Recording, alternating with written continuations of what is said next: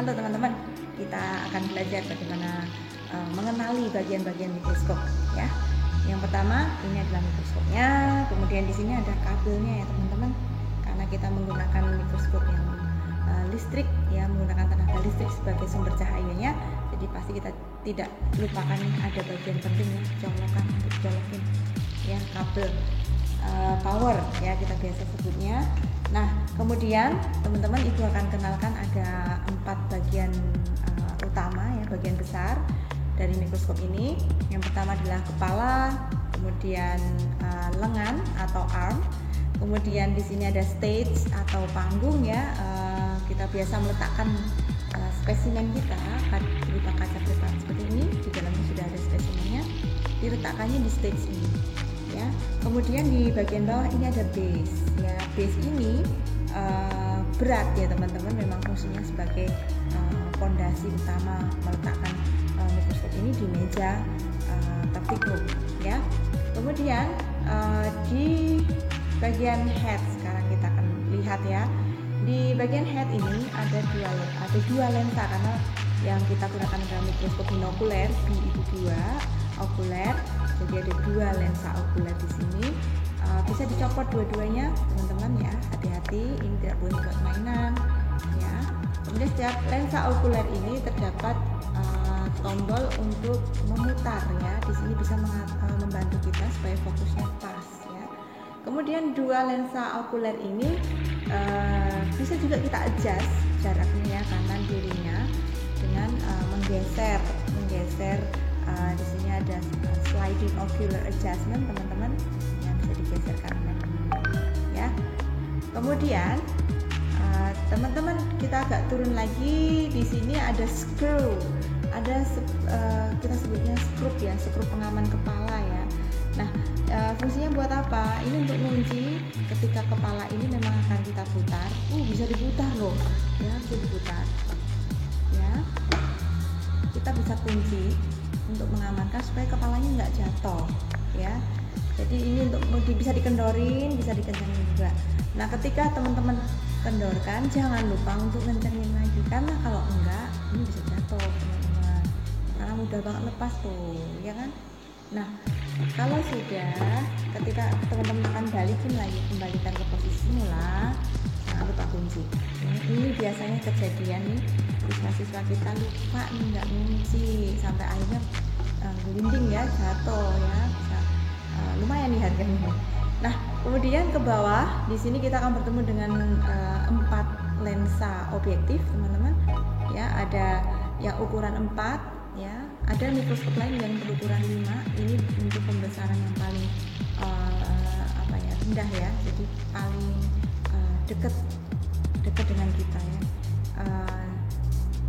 Kita bisa melihat di sini ada pita merah ya, ini sebagai penanda untuk fokus lensa objektif yang paling kecil ya. Kemudian untuk step berikutnya atau ukuran yang lebih besar lagi itu ada di ukuran fokus 10 ya. Di sini pitanya warna kuning.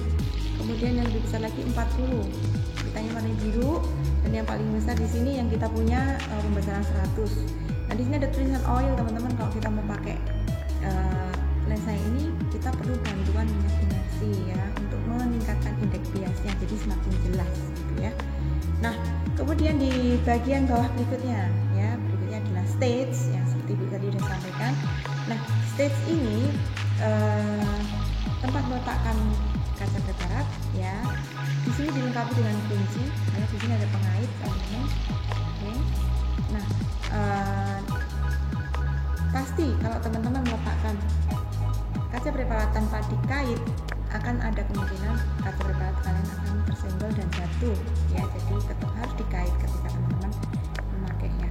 Nah, kemudian stage ini bisa kita geser ke depan, ke belakang ya. Di sini ada knop khusus ya, yang paling atas ini untuk geser ke depan, ke belakang. Kemudian yang bawah, yang di bawahnya ini untuk geser kanan dan kiri. Oke. Nah, kemudian stage ini juga bisa kita naikkan turunkan ya. Jadi nanti yang bergerak ketika kita akan mengamati itu bukan lensa objektifnya, bukan kepalanya, tapi yang bergerak adalah stage-nya. Ini ya, bisa naik turun. Nah, ini tombol yang besar ini namanya coarse focus knob ya teman-teman. Jadi ini tempat knob yang difungsikan untuk membuat supaya stage ini bisa bergerak dengan cepat ya, secara kasar sebutannya.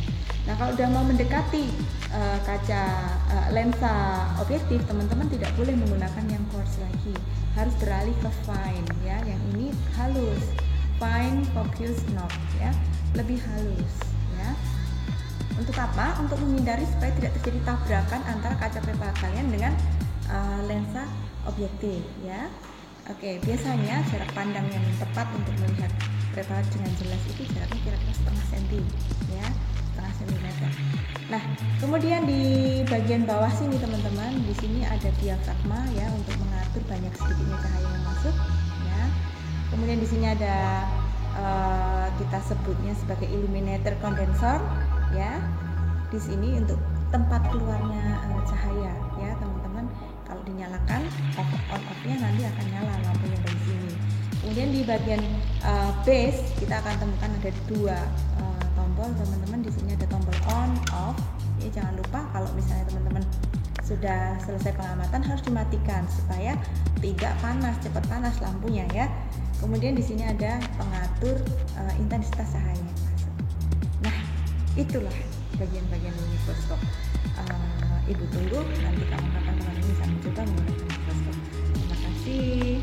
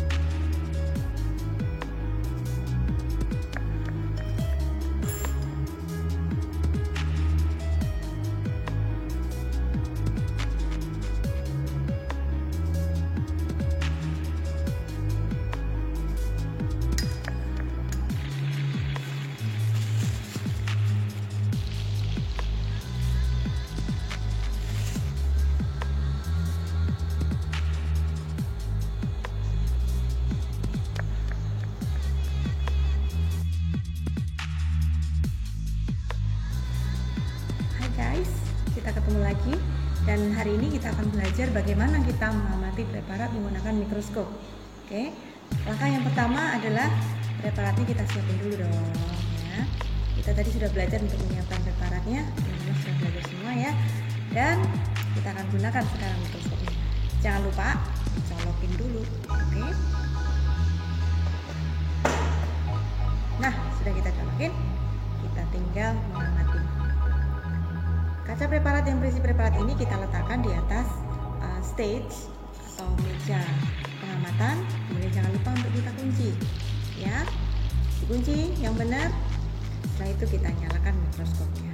Di sini ada tombolnya teman-teman ya, on off. Teman-teman bisa lihat apa yang akan terjadi. Ting.